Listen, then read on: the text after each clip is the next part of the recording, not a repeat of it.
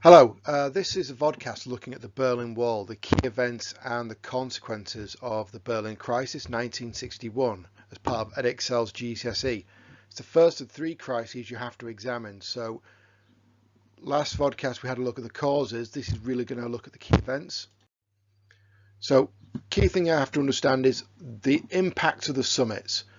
The summit, which you looked at Geneva, Camp David, Paris and lastly Vienna. Due to Khrushchev's tough stance on Berlin, it actually made that brain drain, that refugee crisis, even worse. In August 1961, in one day alone, prior to the wall going up, 40,000 people crossed into the West. And as we talked about before, it's not just a number, 40,000 people, it's who they are. Skilled workers, doctors, engineers, scientists, managers, and the impact that would have on the East German economy. But it's also that propaganda value of these people moving from East Germany through into East Berlin to get to West Berlin and into West Germany. It shows the collapse or the collapse in confidence in communism, if there was any to begin with.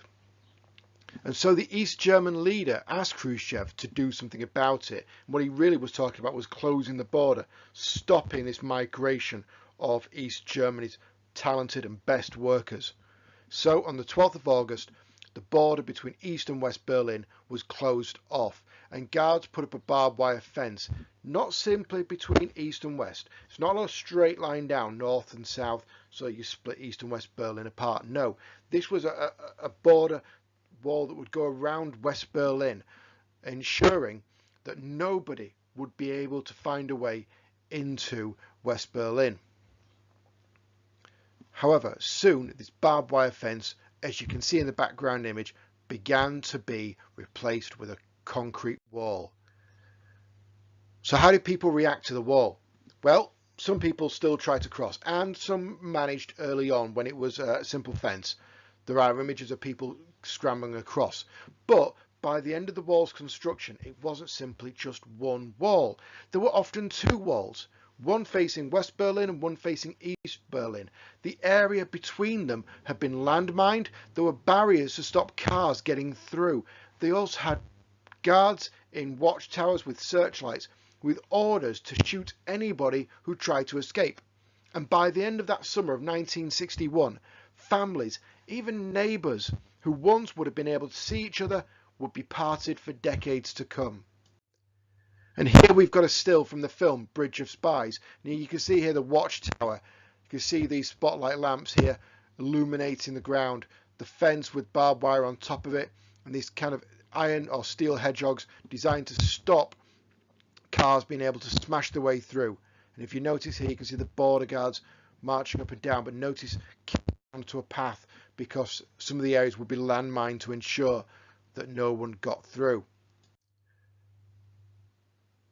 So what were the outcomes? Well, firstly, for the Soviet Union, Khrushchev had to stop his plans for a united Germany under communist control. That was never going to happen. There's a hardening of attitudes towards Germany. And it also showed that the Soviet Union could only control people through locking them within their nations. Otherwise, they would leave for the West.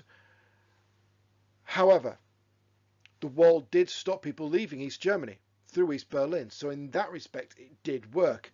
And it also showed the West that the Soviet Union and the communist regimes would resist any attempt to unite Germany under a Western influence. For the Americans, the impact was less negative and more positive, you'd argue. The Soviet Union had acted without consultation. Granted, typically, even during the Cold War, during these crises, there were back channels that were kept open. And clearly, people would now struggle to flee communist rule. They'd find it almost impossible. The story of Peter Fechter, who was with a colleague, there were two builders, they tried to get into West Berlin. His colleague managed it. Peter was shot and killed and spent his body lay 45 minutes out on the land until someone came and collected it, with West Berliners shouting murderers at the guards. People would now find it impossible. But those are the negatives. The positives. The wall showed, however, that Khrushchev couldn't follow through on his ultimatum. This idea of brinkmanship, that Khrushchev had given his ultimatum and wanted the West out, that wasn't going to happen. he would have to accept Western influence in Berlin. It also showed that Kennedy was not as weak as what Khrushchev had thought. He thought he would have a quick win on this, and that wasn't to be the case. And, perhaps more importantly, that West Berlin was a beacon of capitalism and democracy in Eastern Germany. Despite its isolation, despite the wall around it, it would still be a beacon of capitalism, of higher consumer standards and quality of living, and that would be difficult to get away from.